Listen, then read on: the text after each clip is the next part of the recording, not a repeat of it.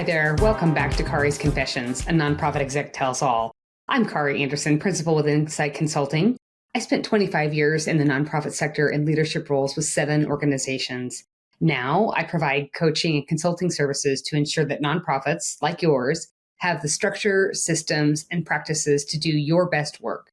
Wherever I go, I continue to hear that nonprofit execs need a space to gather, to receive tools, feedback, and advice that encourages you to stay the course. Doesn't seem to matter if you're in a village of 182, like I am, or a metropolis of millions. Nonprofit work is both gratifying and lonely. I'm here to make sure that you have a chance to breathe, laugh, smirk, and get excited again about the important work that you do. So today we're going to dive into crafting and communicating compelling stories.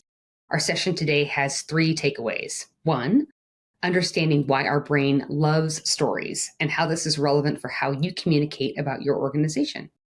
2, tips for gathering stories that resonate. And 3, things to keep in mind when telling stories.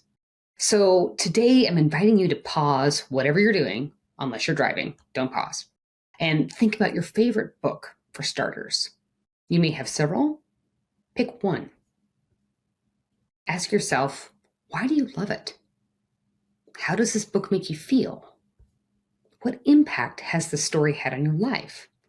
Did it change the way you think? Did it change a habit or a behavior? Did this book move you to action? Have you told others about the book? Have you recommended it to friends? I wanted to share more, when you're thinking about this book, about storytelling and why it's one of the most powerful tools in your organization's toolkit. So stories give you an authentic way to inspire others to become engaged with your mission. When you thought about your favorite book, I'm guessing that you could describe it well in terms of how it made you feel. You could put into words why you love it, the impact it has on you, and I'd be willing to bet you've recommended it to others because it's something that you're excited about, that you feel connected to. And that, my friends, is precisely what a good story does. It makes us feel, it helps us connect to other people, it helps us build relationships. It helps us understand things even when the stories being told may not be a shared life experience. We feel empathy, we feel compassion, joy, and hope through stories. Stories can influence and drive change. They call us to action. So, as we get into the meat of today's session, my question to you is your organization currently telling powerful stories? So, why does our brain love stories so much? I read an excellent article from the Neuro Leadership Institute that's all about what's going on in our brain when we hear a story. The article states that our brain loves stories because it helps us cut through distractions and helps us pay attention and focus. It also says that when we are deeply engaged in a story, we can tend to imagine ourselves in the same situation. An article in Forbes states that our brain remembers stories 22 times more than data and facts. 22 times. Now, I'm going to tell you right now, it's not that you don't need the data and facts to support your impact, right? To support how you're delivering on your mission, but it's the stories that compel, and it's the stories that resonate and remain. So here are some tips for gathering stories. Stories are all around us. Capturing stories starts with heightening our awareness. Sometimes it requires us to slow down to listen, to observe, and to calm the noise. I want you to jot down powerful moments that could be the foundation of a great story, again, unless you're driving. Keep them organized and use them as an ongoing resource for your organization, whether you are the chief storyteller and the chief story writer, or whether you have a staff member or a team or a consulting firm that helps you with this. Make storytelling part of your organizational culture. Talk about the power of stories and give team members a chance to talk about stories at team meetings and at board meetings. Do a call out on social media or a newsletter asking if anyone has a story about your organization they'd be willing to share.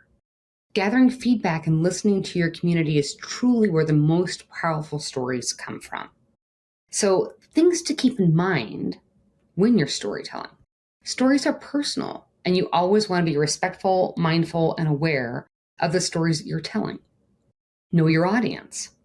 Understand who you are and communicating with, and tell stories that matters to them. Follow a story structure. Have you ever been chatting with a friend who's telling you a story that just keeps on going on and on and on and on, right? It's the worst. It's important when you tell an organizational story that you are clear, concise, and engaging in a relatively short amount of time. And in the world of nonprofit storytelling, it's not quite as simple as a good beginning, a middle, and an end, right? A good story catches your attention from the beginning. It builds a connection to you, sparks emotion. It creates a hook that makes people want to engage further. A good story connects you to a character.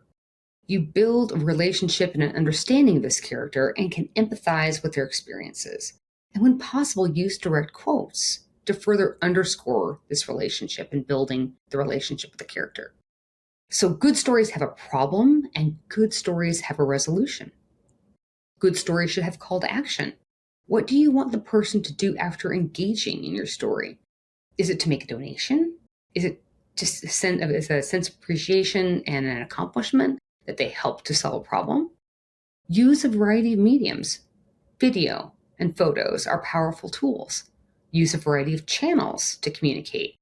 One-on-one stories with stakeholders in meetings, stories at board meetings, social media, email, letters, website, thank yous. So to recap today, right? The big 3 pieces, well, I guess 3.5, if you will, right? First of all, a quick gut check. Are you actually telling stories at your organization? And then understanding why this is such a critical important, just because of how our brains work.